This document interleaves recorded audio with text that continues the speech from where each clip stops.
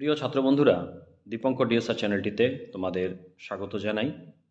আজকে মাধ্যমিক ভূগোল এবিটিএ টেস্ট পেপারে 306 পাতার যে শর্ট কোশ্চেনগুলো রয়েছে সেগুলো নিয়ে আজকের এই ভিডিও। তো দেখতে থাকো কি রয়েছে তোমাদের শর্ট কোশ্চেনের উত্তরগুলো। প্রথমেই যে প্রশ্নটি রয়েছে মাল্টিপল চয়েসে, সেটি হচ্ছে নিম্নভূমির উচ্চতা বৃদ্ধি পায় আরোহণ প্রক্রিয়ায়। দ্বিতীয় প্রশ্ন, নদী খাতের ওপর চ্যুতি রেখা বরাবর সৃষ্টি হয় জলপ্রপাত। তৃতীয় প্রশ্ন, পৃথিবীর অ্যালবেডোর পরিমাণ 34%।